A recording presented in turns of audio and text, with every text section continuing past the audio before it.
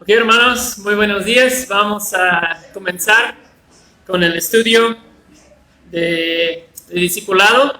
Estamos viendo el panorama del Antiguo Testamento y el domingo pasado vimos la primera parte del libro de Números y hoy vamos a terminar con la segunda mitad del Números. Así que antes de iniciar con el estudio, vamos a orar y pedir la ayuda de Dios en esta hora. Acompáñenme a orar, hermanos. Padre, muchas gracias que tú nos permites otro domingo en que nosotros podemos reunirnos aquí en este lugar, Señor. Y estamos agradecidos con esta oportunidad de estudiar tu palabra. Gracias, Señor, que tú te has revelado a nosotros. No nos dejaste en oscuridad, sin entendimiento de quiénes somos, de quién eres tú, sino que tú te has revelado en y por medio de tu palabra. Gracias, Señor. Ayúdanos en esta mañana a enamorarnos más de tu palabra. Señor, que seamos un pueblo, una iglesia que ama la palabra de Dios. Señor, yo pido que estos hermanos aquí, hoy en día, los que van a llegar en unos momentos, que seamos personas que nos encanta estudiar tu palabra y que nos encanta vivir tu palabra, que nos encanta compartir tu palabra.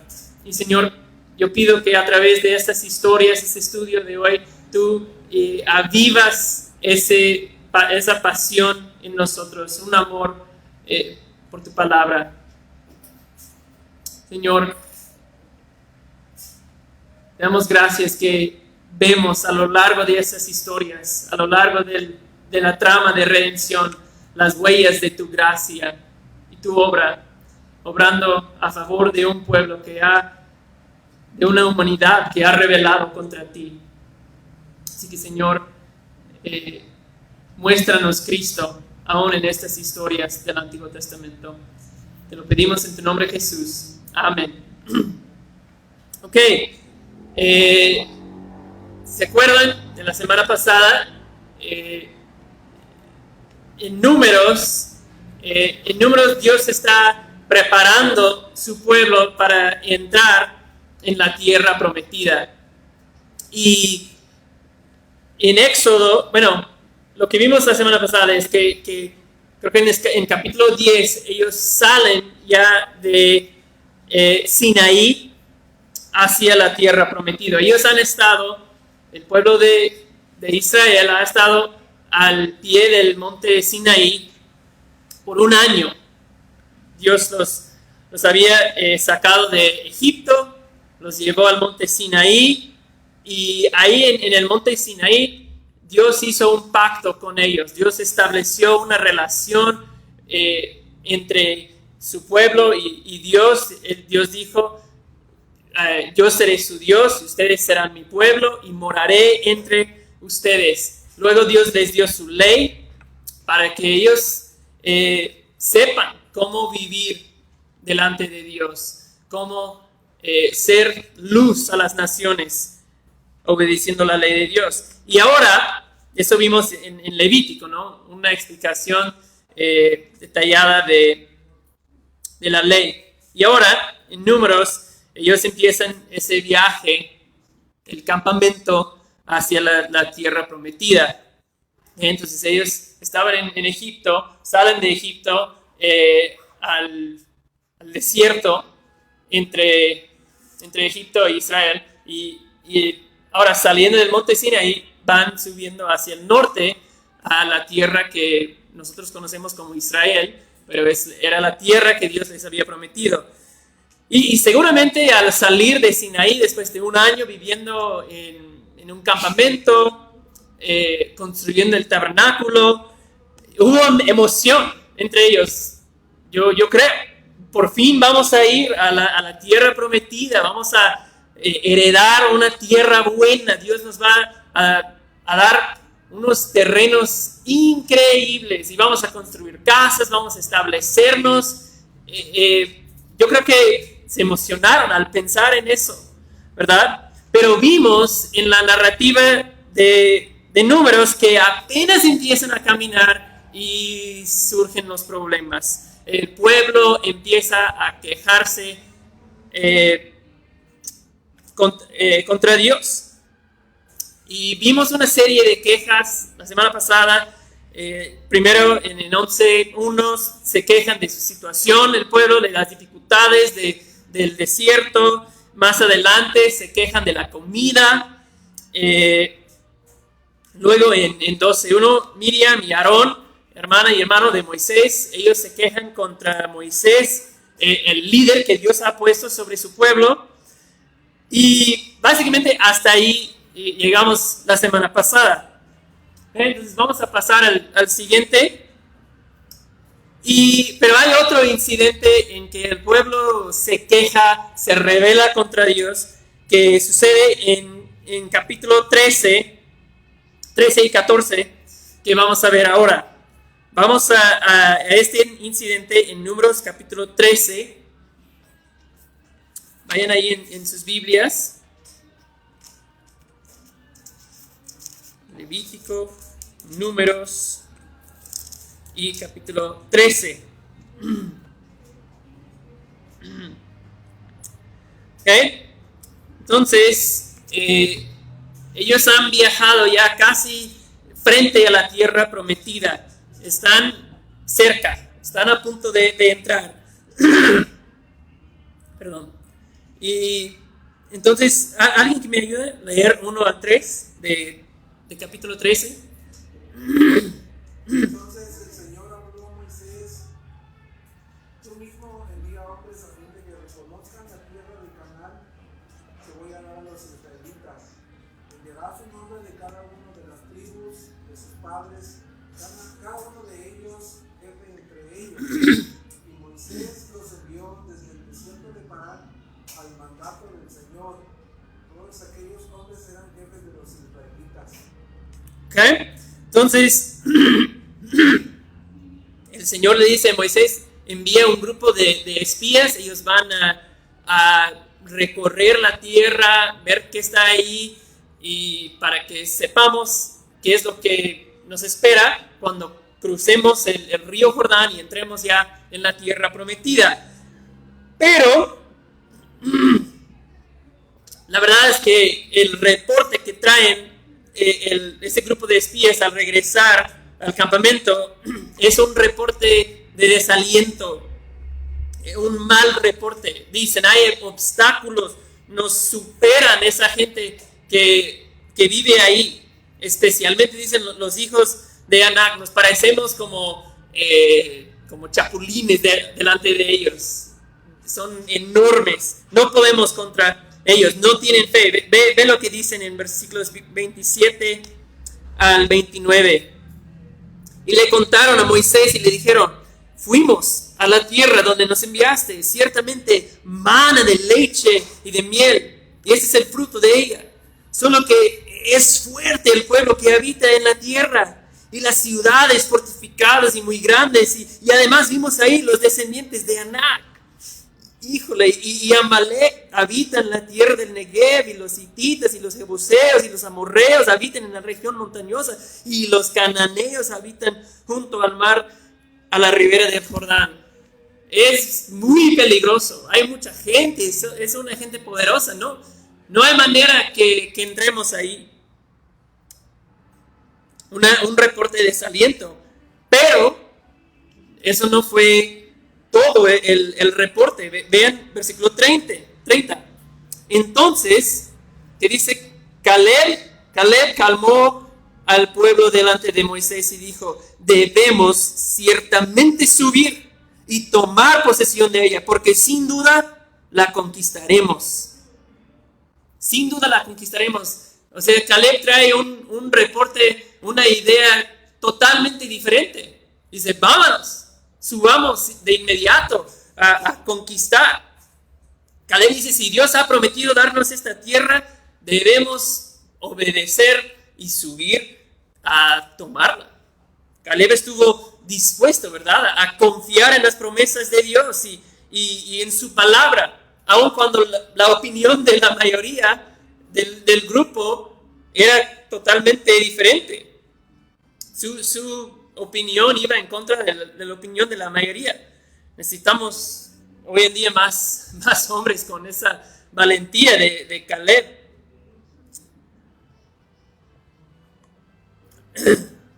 Pero lo que pasa es que ante ese reporte de los espías, tampoco el pueblo tiene fe. Veamos ahora a 14:1 a versículo 10. Adolfo, ¿puedes leer 14:1 a 10? Dice: Entonces toda la congregación levantó la voz y clamó, y el pueblo lloró aquella noche. Todos los israelitas murmuraron contra Moisés y Aarón, y toda la congregación les dijo: Ojalá hubiéramos muerto en la tierra de Egipto, ojalá hubiéramos muerto en este desierto. ¿Por qué nos trae el Señor a esta tierra para caer a espada? Nuestras mujeres y nuestros hijos van a caer cautivos. ¿No sería mejor que nos volviéramos a Egipto?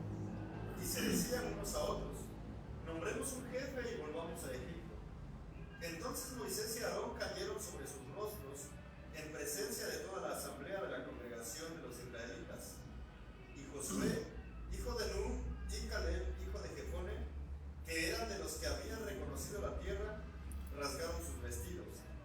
Y hablaron a toda la congregación de los israelitas y dijeron: la tierra por la que pasamos para reconocerla es una tierra buena en gran manera. Si el Señor se agrada de nosotros, nos llevará a esta tierra y nos la dará. Es una tierra que emana leche y miel. Solo que ustedes no se rebelen contra el Señor, ni tengan miedo de la gente de la tierra, pues serán presa nuestra. Su protección les ha sido quitada, y el Señor está con nosotros. No les tengan miedo. Pero toda la congregación dijo que los apedrearan. Entonces la gloria del Señor apareció en la tienda de reunión a todos los israelitas. Ok, entonces lo que vemos aquí, bueno, esa es una historia muy prominente en la historia de la Biblia. Perdón. Pero lo que vemos aquí es un motín. Ya ese pueblo dice: vamos a escoger otro líder. Ya no vamos a seguirte, Moisés. Escojamos otro líder y volvamos a Egipto de una vez. Porque hemos llegado hasta aquí en medio del desierto para que Dios ya nos mate a espada. Vamos a caer a espada. Se queja, se enoja, se pierde la fe el pueblo y rehúsan entrar a la tierra prometida. Prefieren volver a la esclavitud de Egipto que confiar en Dios y entrar en la tierra prometida. Y lo que se revela aquí es algo del corazón del pueblo, ¿verdad? Algo entre ellos anda mal a nivel de corazón. Porque la raíz de esta desobediencia, la raíz de esa rebeldía, y es lo mismo que muchas veces esa raíz, esa es la raíz de nuestro descontento con Dios, es una incredulidad. Es una incredulidad. El pueblo no cree en las promesas de Dios, ¿verdad? Ese es el problema de su corazón. Es una incredulidad que nos pasa a nosotros también muchas veces. Que asume, que supone que yo sé mejor que Dios. Si no tuviera esta situación, si pudiera cambiar esta circunstancia, si no tuviera esa persona en mi vida, si estuviera donde ellos están, pero como no es así, estoy descontento, me quejo con Dios. ¿Por qué? Porque no creo en Dios, no creo en su bondad y fidelidad en mi vida. No creo en que Dios es bueno en los caminos por los que me lleva en la vida. Y las quejas y el descontento solo son síntomas de esa incredulidad debajo de superficie. ¿Okay? Porque cuando el pueblo de Israel se quejaba, cuando nosotros nos quejamos con Dios, lo que estamos diciendo es: Dios, tú no eres bueno y todo lo que haces es para mi bien. Tú dices que tú eres bueno, tú dices que todo lo que haces es para mi bien, pero no lo creo. Eso era la incredulidad del pueblo de Dios. Tú has prometido ciertas cosas, tú has dicho ciertas cosas de ti mismo y de mí, pero no te creo. Y eso era el pecado de incredulidad del pueblo de Israel en ese momento. Y es lo mismo que muchas veces pasa en nuestras vidas. El pecado de incredulidad, no confiar en las promesas de Dios, no confiar en la palabra de Dios. Y bueno, como vemos, hay resultados de este pecado. Tal como lo hubo cuando se quejaron de las dificultades, Dios envía fuego. Cuando se trataba de comida, Dios había enviado una plaga. Cuando Miriam y Aarón se quejaron contra Moisés, les dio lepra. Y hay consecuencias aquí también. Pero este pecado ya es a otro nivel. Es una falta de fe absoluta en todas las promesas que Dios ha hecho a este pueblo. Y Jehová no va a tolerar ese nivel de rebelión y se enciende su ira. Dice versículo 11: y el Señor dijo a Moisés: ¿hasta cuándo me desdeñará este pueblo? ¿Y hasta cuándo no creerán en mí, a pesar de todas las señales que he hecho en medio de ellos? ¿Hasta cuándo no creerán en mí, a pesar de todo lo que yo he hecho a favor de ellos? Hace un año los sacó de Egipto. Ellos han visto cosas impresionantes. Dice 12: los heriré con pestilencia y los desalojaré, y a ti te haré una nación más grande y poderosa que ellos. Entonces, nuevamente, igual que con el incidente del becerro de oro en Éxodo, cuando el pueblo hace un becerro, Moisés intercede por el pueblo, intercede y Dios les perdona la vida. Y bueno, muchas veces vemos que Moisés es un tipo de Cristo, ¿verdad? Moisés intercede entre el pueblo y Dios. Él prefigura el ministerio de Cristo. No se preocupa por su propia gloria, sino se preocupa por la gloria de Dios, que Dios sea glorificado en toda esta situación. Aunque Dios le está ofreciendo una nación de él, de Moisés, Moisés intercede y dice: no, las naciones van a huir, las naciones saben lo que tú hiciste para sacarlos de Egipto, para la gloria de su nombre. No elimina el pueblo a pesar de su rebeldía constante.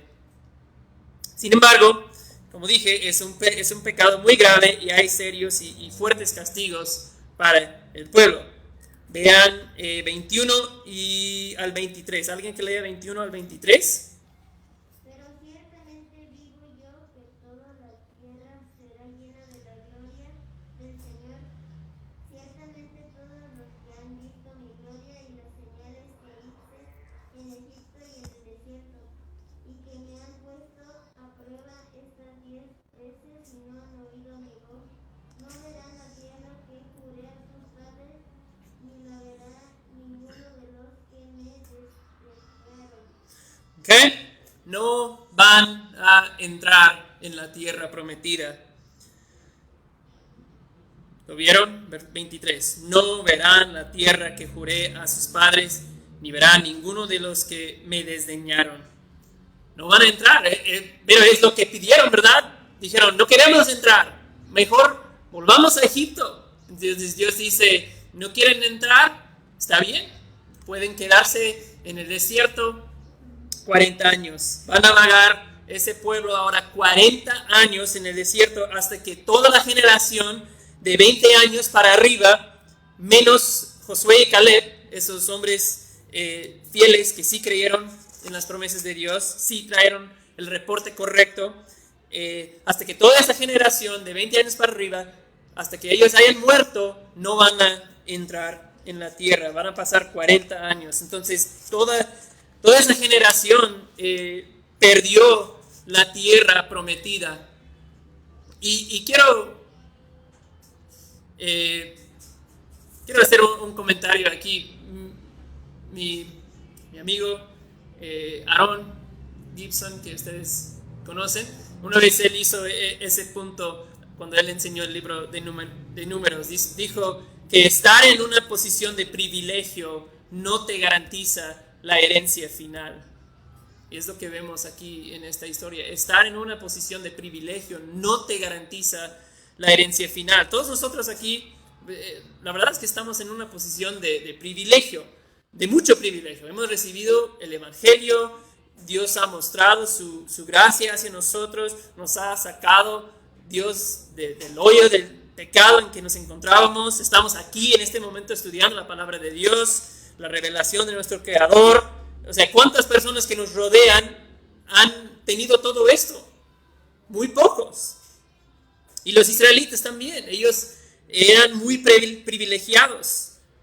Tenían muchas cosas que otros pueblos no tenían. Dios les había salvado, se había revelado a ellos, hizo milagros en sus vidas, se reveló a ellos, les dio su ley. Sin embargo, toda una generación no recibió la herencia final. A pesar de la posición de privilegio, no les garantiza la herencia final, debido a su incredulidad en las promesas de Dios. No recibieron la herencia final, y eso debe ser una advertencia para nosotros. Quiero que vayan rápido a Hebreos 3, porque el autor de Hebreos comenta sobre esta historia en la carta a los Hebreos. ¿Okay? Y él confirma que a raíz de ese pecado de los israelitas fue la incredulidad. Dice Hebreos 3:16: ¿quiénes fueron los que, habiendo huido, le provocaron? ¿No fueron los que salieron de Egipto por mano de Moisés? Ese grupo que estamos viendo en Números, los que salieron de Egipto por mano de Moisés, ¿con quienes estuvo él disgustado 40 años? ¿No fue con los que pecaron, cuyos cuerpos cayeron en el desierto? ¿Y a quienes juró que no entrarían en su reposo, sino a aquellos que desobedecieron? Y versículo 19 dice: y vemos que no pudieron entrar. ¿Por qué? A causa de su incredulidad. A causa de su incredulidad perdieron la tierra prometida. Y por eso el autor de Hebreos dice en versículo 12, sube su vista arriba a versículo 12: tengan cuidado entonces, hermanos, no sea que en alguno de ustedes haya un corazón malo de incredulidad, para apartarse del Dios vivo. Esa es la advertencia que el autor de Hebreos toma de ese incidente con el pueblo de Israel y lo aplica a la iglesia del Nuevo Testamento, de la cual nosotros formamos parte. Aplica esa misma incredulidad a nosotros y dice: tengan cuidado, hermanos, no sea que en alguno de ustedes haya corazón de incredulidad, que no cree en la palabra y las promesas de Dios. ¿Ok? Que Dios nos preserve y nos mantenga fieles hasta recibir nuestra herencia. Amén. Bueno, ¿qué pasa ahora? ¿Qué pasa con las promesas de Dios? No sé si pueden ver ahí. Promesas de pueblo, lugar, presencia y bendición. A lo largo del estudio hemos destacado esas 4 categorías de la promesa que Dios hizo a Abraham.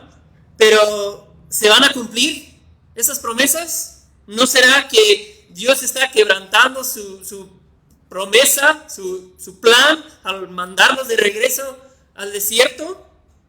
Bueno, tenemos que recordar que el pacto que Dios hizo con ellos en el Éxodo, el pacto que Dios hizo con ellos en el monte Sinaí, ese pacto promete bendición a los que cumplen en obediencia al pacto, pero por otro lado promete maldición a los que no cumplen el pacto. bendición a los que obedecen, maldición a los que no cumplen el pacto. Entonces, Dios está siendo fiel a sus promesas. Esa gente no cumplió el pacto, no confió en el Dios del pacto, no obedecieron. Entonces, Dios está siendo fiel a su promesa, castigando su falta de fe del pueblo. Así que Dios sigue siendo fiel a sus promesas que hizo Abraham. La promesa de un pueblo, Dios prometió que los descendientes de los descendientes de Abraham se formaría un pueblo. Bueno, va a haber un pueblo todavía que va a entrar en la tierra prometida. Versículo 31 de Números 14, Dios dice: sin embargo, sus pequeños, de quienes dijeron que serían presa del enemigo, a ellos los introduciré y conocerán la tierra que ustedes han despreciado. ¿Okay? Entonces, los niños, los que de 20 años para abajo, iban a sobrevivir y llegar a conocer y habitar la tierra prometida. Entonces, Dios iba a preservar un pueblo. Promesa del lugar, Dios va a llevarlos todavía al lugar de la promesa. Lo vemos ahí en el mismo versículo. Dios los va a llevar a esa nueva generación a la tierra prometida. La presencia de Dios, vemos que la presencia de Dios, a pesar de todo lo que ha pasado, sigue con ellos. Dios no los ha abandonado. Capítulo 15, capítulo 16, Dios sigue hablando a Moisés. Entonces Dios en su gracia no los abandona a pesar de su infidelidad al pacto y a Dios. Y el cuarto elemento de la promesa de bendición para las naciones, seguimos esperando ver que el pueblo de Dios, la nación de Israel, bendiga a las demás naciones. Pero podemos ver que Dios cumplirá su plan, su promesa en Génesis 3:15, las promesas que hizo Abraham se va a cumplir. Eso ya nos debe quedar claro por lo que hemos visto hasta ahora. ¿Okay? Vamos a pasar ahora a la última parte del estudio. La paciencia de Dios preserva sus promesas, y eso abarca la mitad básicamente del libro, pero vamos a solo destacar unas cosas que son de mayor importancia. Y tal vez hayamos pensado que ahora con este castigo ya habrían aprendido su lección el pueblo de Israel. Seguramente que llegaron al umbral de la tierra prometida y no pudieron entrar por su incredulidad, pues seguramente ya habrían aprendido su lección. Pero no fue así. Números menciona más incidentes de incredulidad. En primer lugar, y no vamos a entrar aquí a ver, pero en 17:13 hay un incidente en que el pueblo se frustra con Dios, se enoja con Dios otra vez y toman lo que Dios les ha dicho y tuercen básicamente la palabra de Dios y le acusan a Dios falsamente. Dicen: no, pues vamos a morir aquí en el desierto, ni podemos acercarnos al tabernáculo. Se enojan con Dios, pero no es lo que Dios había dicho, y hay un incidente ahí. Pero hay otro, quizás más prominente, que sucede con Moisés, con esa persona que Dios ha escogido, en capítulo 20. Vayan a capítulo 20. Capítulo 20.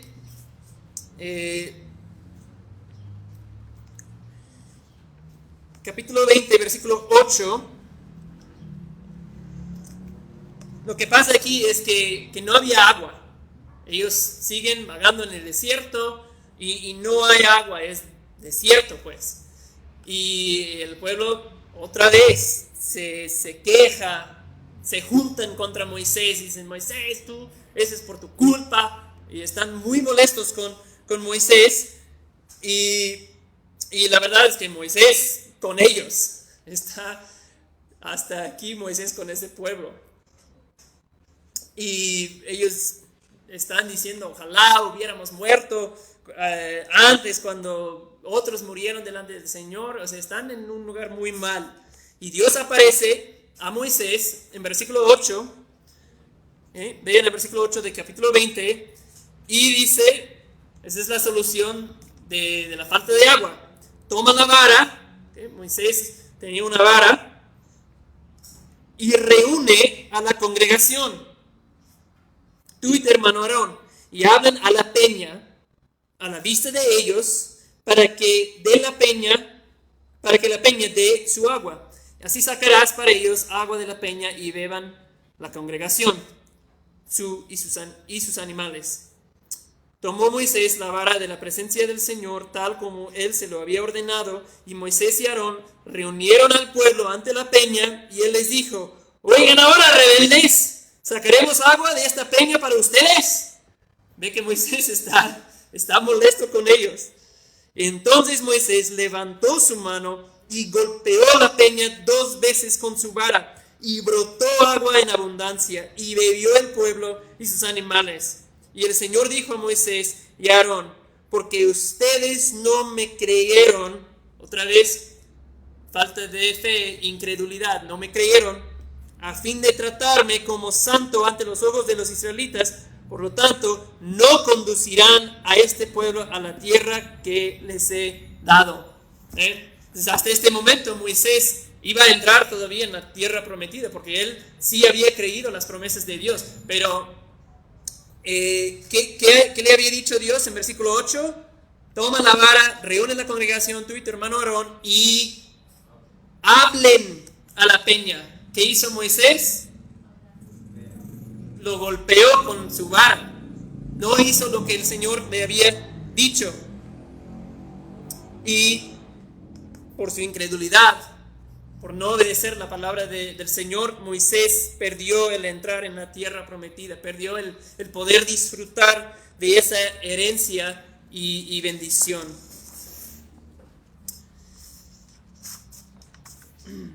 En 21:4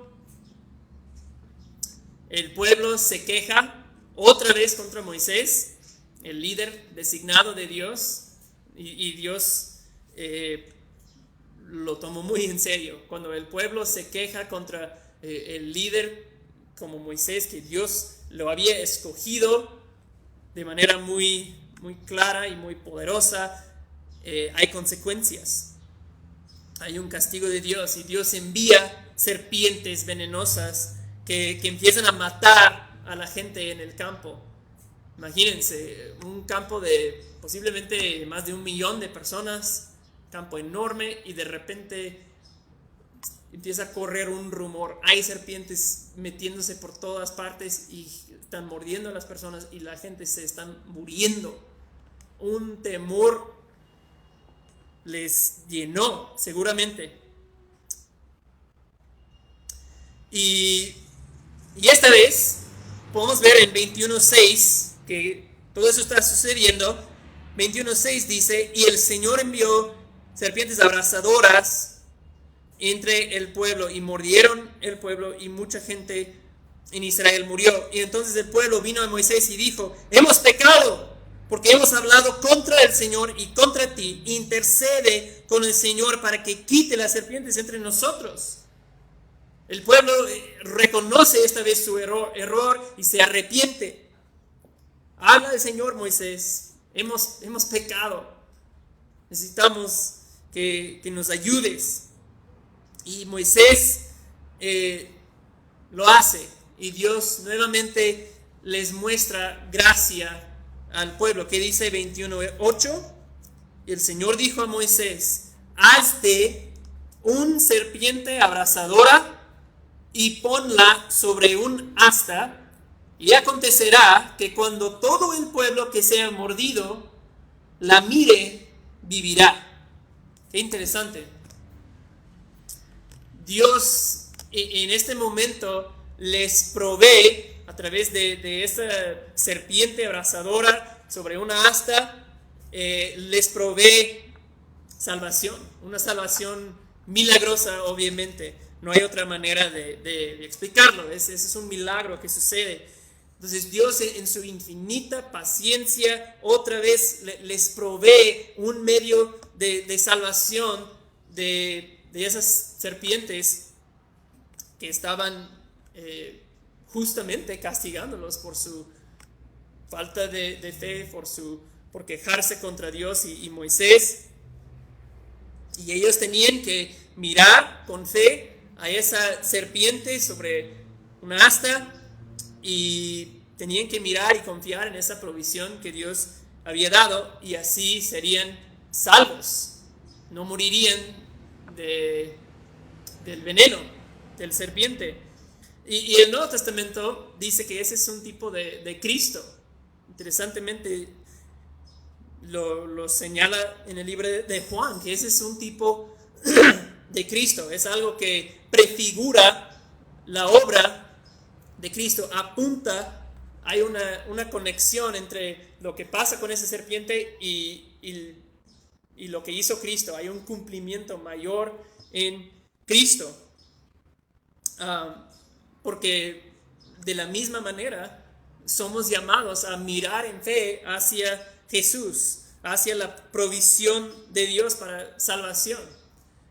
Pero podemos decir que un serpiente como un tipo de Cristo no es, la serpiente no representa maldición en la Biblia. ¿Cómo que un serpiente puede ser un tipo de Cristo? Bueno, Gálatas 3:13 dice que Cristo fue hecho maldición por nosotros. Entonces, sí, la serpiente representa maldición, representa pecado, pero Gálatas dice que Cristo fue hecho maldición, fue hecho pecado por nosotros. Él tomó esa vergüenza, tomó el pecado, tomó la maldición del pecado sobre sí mismo. Para nuestra salvación, Dios proveyó de Cristo. Es la única manera en que podemos ser salvos de nuestros pecados, porque somos culpables, igual que los israelitas, igual que ese pueblo, somos culpables delante de Dios. No somos diferentes en realidad que ellos. Y solo mirando al sacrificio de Jesucristo podemos nosotros obtener salvación de nuestros pecados. Juan 3, Jesús dijo: como Moisés levantó la serpiente en el desierto. ¿Cuándo sucedió eso? Números 21, ¿verdad? Como Moisés levantó la serpiente en el desierto, así es necesario que el Hijo del Hombre sea levantado, para que todo aquel que en él cree no se pierda, mas tenga vida eterna. Entonces, en esa serpiente, en esa provisión de Dios, podemos ver una sombra de la provisión final y mayor de Dios en Jesucristo. Así que vemos que a pesar de la incredulidad y la terquedad del pueblo, las promesas del Señor continúan. ¿Ok?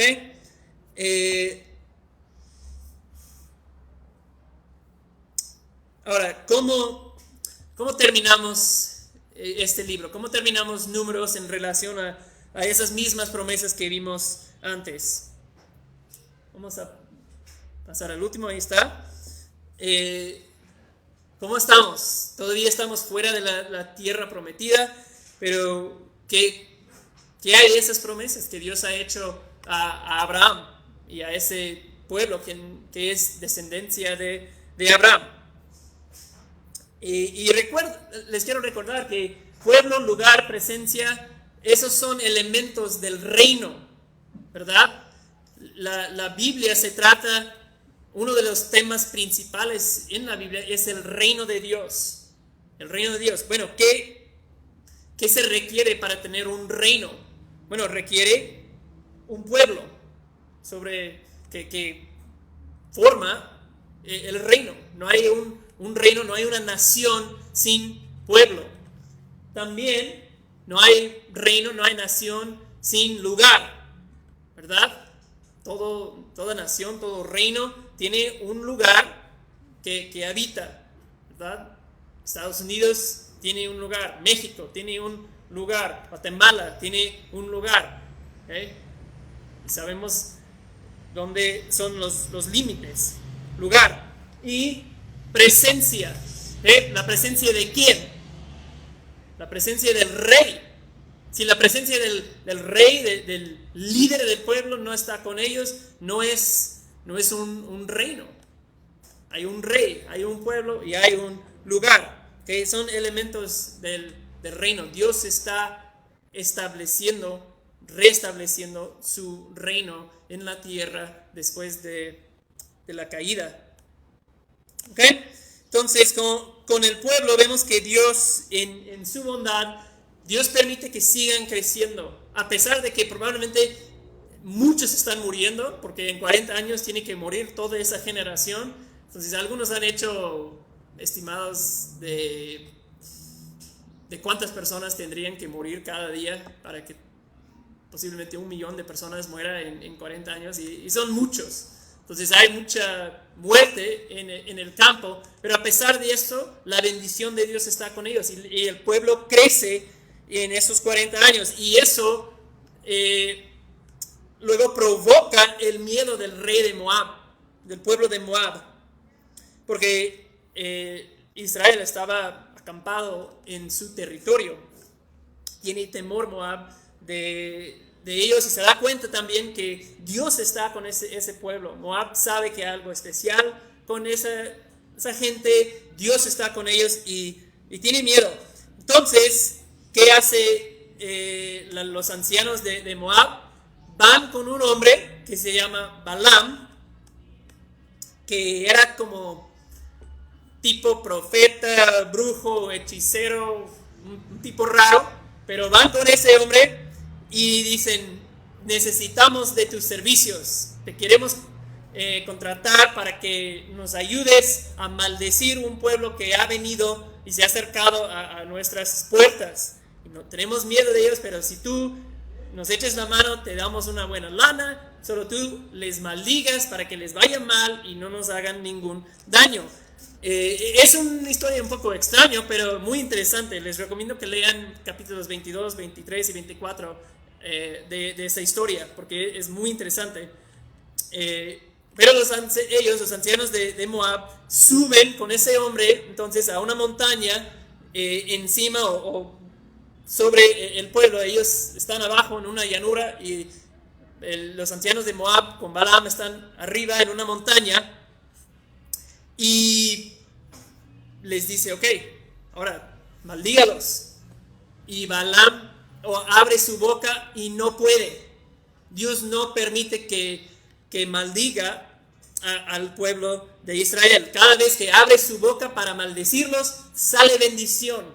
Y creo que pasa 3 veces que dicen: ok, vamos a intentar otra vez mañana, y otra vez sale bendición de la boca de este hombre.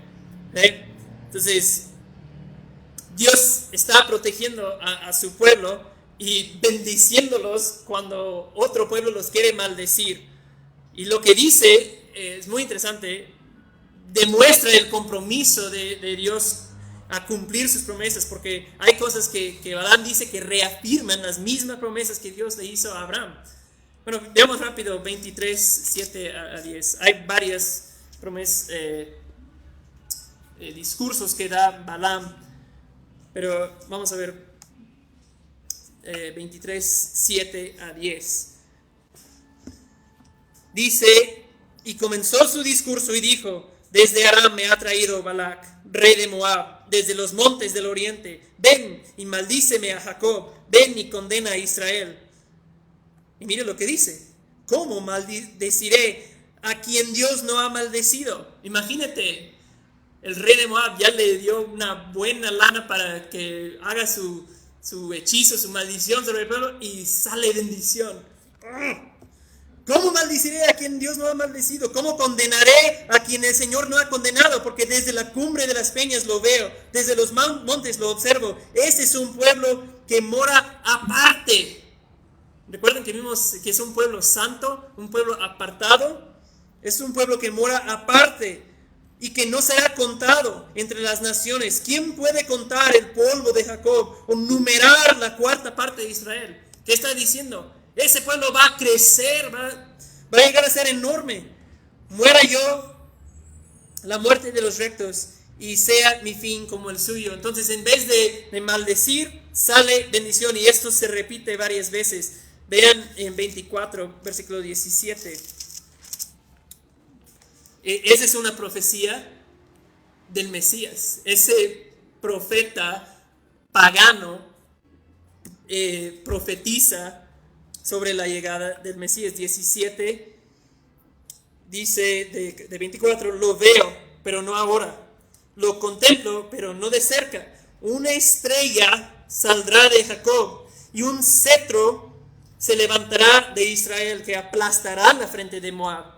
Imagínate ellos escuchando eso.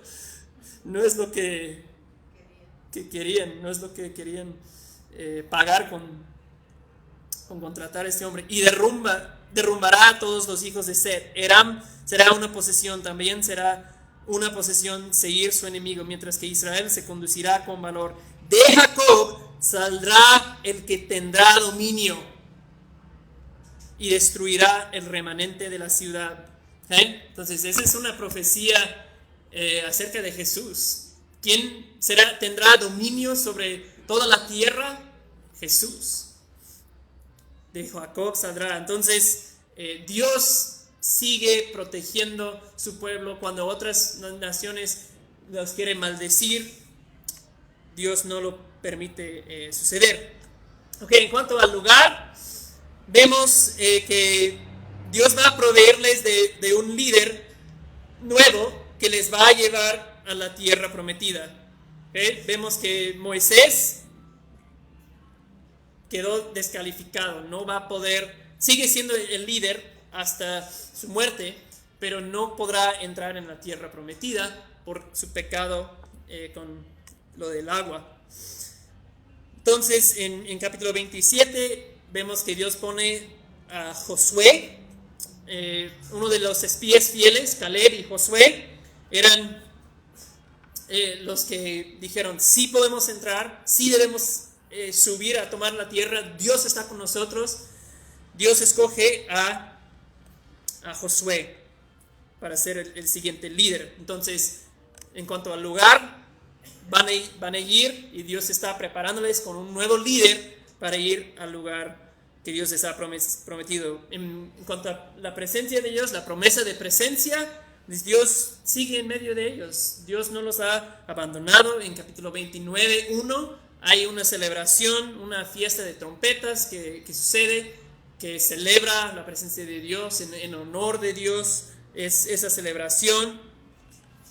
Y la pregunta final: bendición a las naciones. ¿Está haciendo el pueblo bendición a las naciones? Eso fue parte de la promesa que Dios hizo a Abraham. ¿Se está cumpliendo eso?